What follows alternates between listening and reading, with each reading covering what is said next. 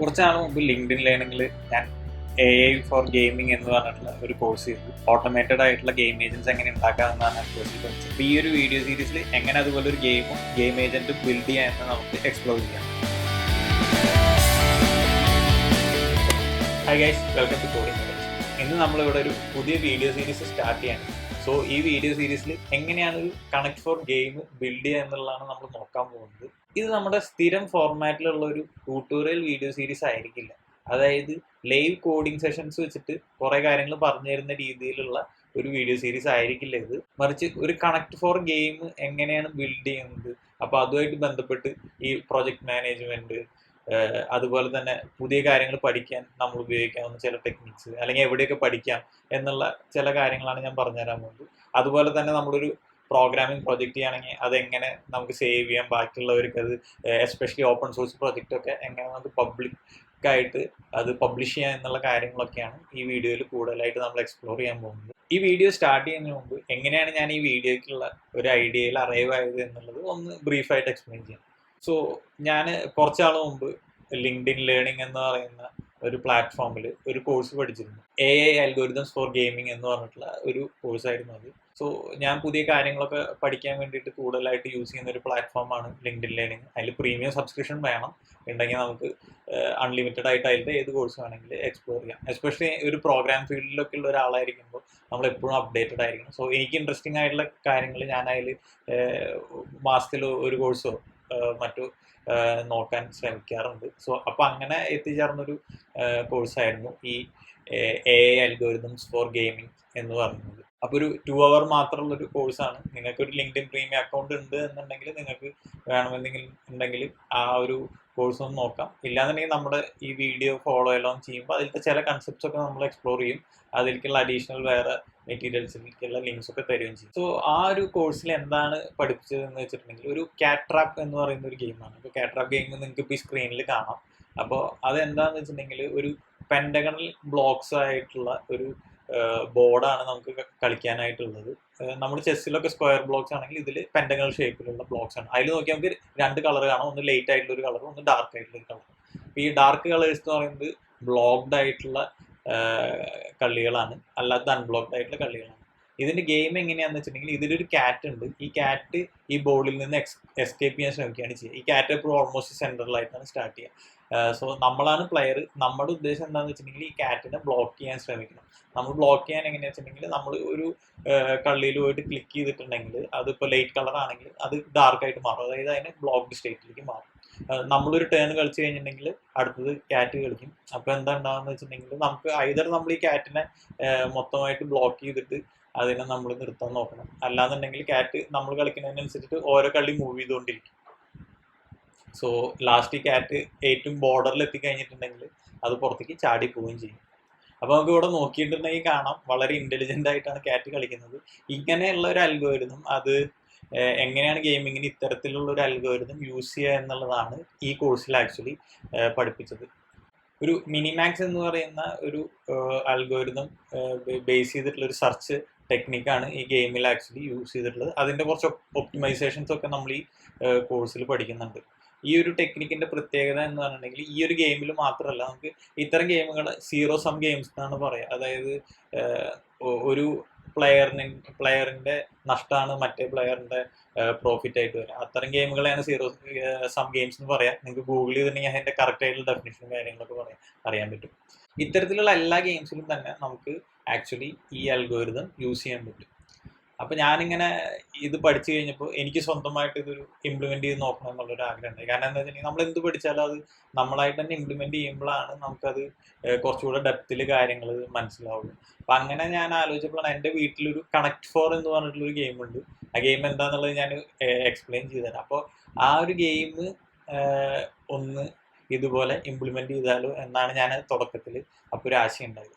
അപ്പോൾ ഞാൻ അങ്ങനെ ചിന്തിച്ചപ്പോൾ വിചാരിച്ചു, ഓക്കെ, ഇതൊന്ന് ഓർഗനൈസ് ചെയ്ത് കുറച്ച് നല്ല രീതിയിൽ ചെയ്യുകയാണെങ്കിൽ അത് നിങ്ങളുടെ അടുത്തും കൂടി ഷെയർ ചെയ്യാം. ഞാൻ ആ ബിൽഡ് ചെയ്യുന്നൊരു പ്രോസസ്സ്, എൻ്റെ ഒരു തോട്ട് പ്രോസസ്സ്, ഞാൻ അതിന് വേണ്ടിയിട്ട് യൂസ് ചെയ്തിട്ടുള്ള ചില കാര്യങ്ങളൊക്കെ എങ്ങനെയാണെന്നുള്ളത് നിങ്ങളുടെ അടുത്ത് കൂടെ ഷെയർ ചെയ്യാം. സോ അങ്ങനെ നിങ്ങൾക്കും അതൊരു വേണമെങ്കിൽ നിങ്ങളുടെ സ്വന്തമായിട്ടുള്ളൊരു ഹോബി പ്രൊജക്റ്റ് ചെയ്യുകയാണെങ്കിലോ അല്ലെങ്കിൽ ചിലപ്പോൾ ഒരു സ്റ്റാർട്ടപ്പ് ഒക്കെ ചെയ്യുന്ന ആൾക്കാരാണെന്നുണ്ടെങ്കിൽ മേ ബി ചിലപ്പോൾ നിങ്ങൾക്ക് നിങ്ങളുടേതായിട്ടുള്ള ഒരു പ്രൊജക്റ്റ് ചെയ്യുമ്പോഴും ഇതിലത്തെ ചില മെത്തഡോളജീസ് ഒക്കെ നിങ്ങൾക്ക് വേണമെന്നുണ്ടെങ്കിൽ ഫോളോ ചെയ്യാം. ചെറിയ കാര്യങ്ങളൊക്കെ ചെയ്യാനായിട്ട് ഇതൊരു ഗൈഡൻസ് ആയിട്ട് മാറും എന്ന് ഞാൻ വിശ്വസിക്കുന്നു. സോ അപ്പോൾ നമുക്ക് നമ്മുടെ വീഡിയോ സ്റ്റാർട്ട് ചെയ്യാം. നിങ്ങളിപ്പോൾ സ്ക്രീനിൽ കാണുന്നതാണ് ഈ കണക്ട് ഫോർ ഗെയിം എന്ന് പറയുന്നത്. ഇപ്പോൾ ഇൻട്രോയിൽ പറഞ്ഞ പോലെ 2 പ്ലേയേഴ്സ് ടേൺ ബൈ ടേൺ കളിക്കുന്ന ഒരു ഗെയിമാണിത്. ഒരു പ്ലെയറിൻ്റെത് യെല്ലോ കോയിനും മറ്റൊരു പ്ലെയറിൻ്റെ റെഡ് കോയിൻ ആയിരിക്കും. എങ്ങനെയാണ് ഇത് വിൻ ചെയ്യാന്ന് വെച്ചിട്ടുണ്ടെങ്കിൽ ഒരു പ്ലെയറിന് ഏതെങ്കിലും കളിയുടെ ഒരു പോയിന്റിൽ വെച്ചിട്ട് ഒരു 4 കോയിൻസ് കണ്ടിന്യൂസ് ആയിട്ട് വരുന്ന ഒരു സാഹചര്യം വരികയാണെങ്കിൽ അപ്പോഴാണ് ഒരു പ്ലെയർ വിൻ ചെയ്യുന്നത്. സോ ഈ കണക്ട് ഫോർ ഗെയിമാണ് നമ്മൾ ഇന്നിവിടെ ഇംപ്ലിമെന്റ് ചെയ്യാൻ പോകുന്നത്. സോ അത് ഇംപ്ലിമെന്റ് ചെയ്യാനായിട്ട് ബേസിക്കലി ഞാനൊരു 3 സ്റ്റെപ്പ് പ്ലാനാണ് ഇവിടെ ഉണ്ടാക്കിയിരിക്കുന്നത്. സോ നിങ്ങൾക്ക് ഓൾറെഡി എൻ്റെ വീഡിയോസ് കണ്ടിട്ടുണ്ടെങ്കിൽ അറിയാം, നമ്മൾ ഒരു കാര്യം ഒറ്റയടിക്ക് ചെയ്യാൻ ശ്രമിക്കുന്നതിൽ നല്ലത് അത് ഐട്രേറ്റീവ് ആയിട്ട് ചെറിയ ചെറിയ സ്റ്റെപ്സ് ആയിട്ട് ചെയ്യാൻ ശ്രമിക്കുന്നതായിരിക്കും. ഈ 3 സ്റ്റെപ്സിൽ സ്റ്റെപ്പ് 1 എന്താണെന്ന് വെച്ചിട്ടുണ്ടെങ്കിൽ നമ്മളൊരു പ്രൂഫ് ഓഫ് കൺസെപ്റ്റ് ആപ്പ് ആദ്യം ഉണ്ടാക്കും. അപ്പം അതിന് വേണ്ടിയിട്ട് നമ്മൾ പൈത്തൺ ആയിരിക്കും യൂസ് ചെയ്യുക. അതിൽ UI ഒന്നും ഉണ്ടായിരിക്കില്ല.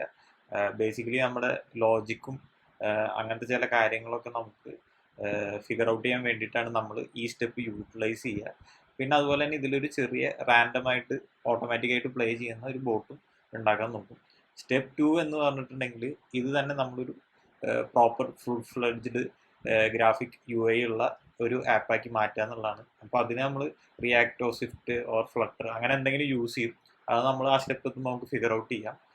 അതുപോലെ തന്നെ ഈ ഒരു ആപ്പ് ആ ഒരു സ്റ്റേജിൽ നമുക്ക് ബാക്കിയുള്ള ആൾക്കാരുടെ കൂടെ ഷെയർ ചെയ്യാൻ പറ്റുന്ന ഒരു പരുവത്തിലായിരിക്കണം. സോ ബേസിക്കലി ആർക്ക് വേണമെങ്കിലും അതെടുത്ത് കളിക്കാൻ പറ്റുന്ന ഒരു രീതിയിലായിരിക്കും.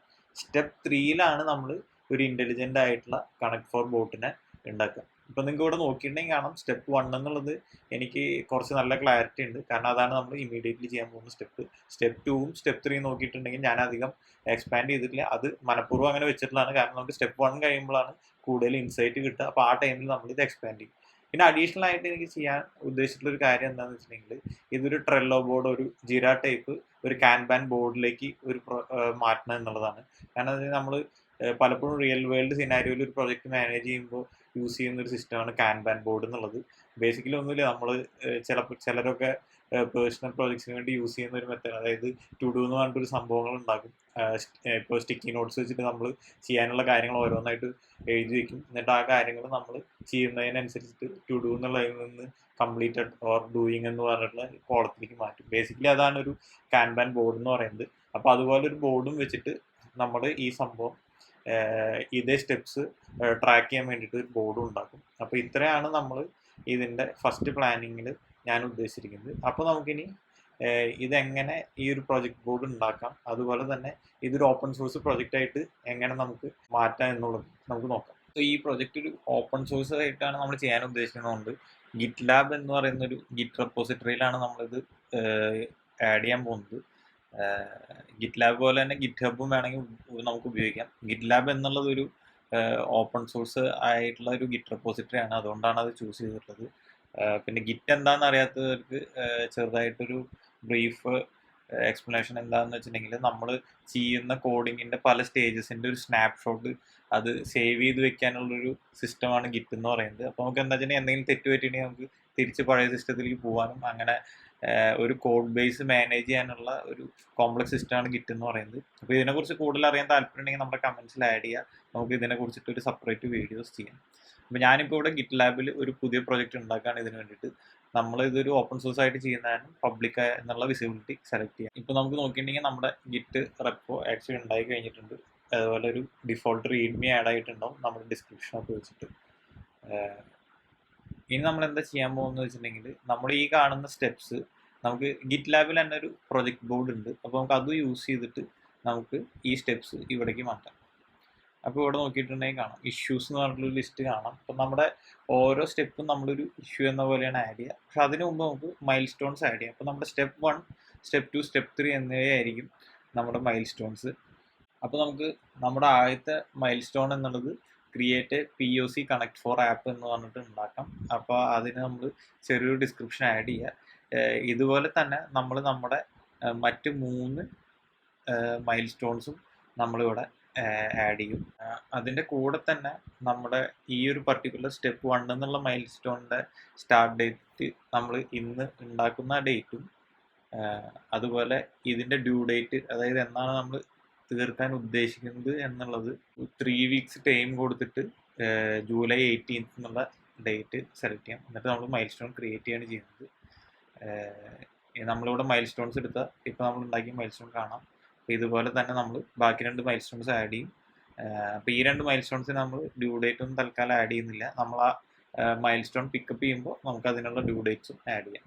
എന്താണ് ചെയ്യാൻ പോകുന്നത് വെച്ചിട്ടുണ്ടെങ്കിൽ, നമ്മുടെ സ്റ്റെപ്പ് 1 ചെയ്യാനുള്ള ഓരോ ടാസ്കും നമ്മൾ സബ് ടാസ്ക് പോലെ ചെറിയ ചെറിയ ടാസ്കുകളായിട്ട് ഇവിടെ ആഡ് ചെയ്യും. അപ്പോൾ നമ്മൾ 3 ടാസ്ക് ആയിട്ടാണ് ഇവിടെ ആഡ് ചെയ്യാൻ പോകുന്നത്. ഫസ്റ്റ് എന്ന് പറഞ്ഞിട്ടുണ്ടെങ്കിൽ ഒരു കമൻഡ് ലൈൻ ബേസ്ഡ് ഇൻ്റർഫേസ് ഉണ്ടാക്കുക എന്നുള്ളതാണ്.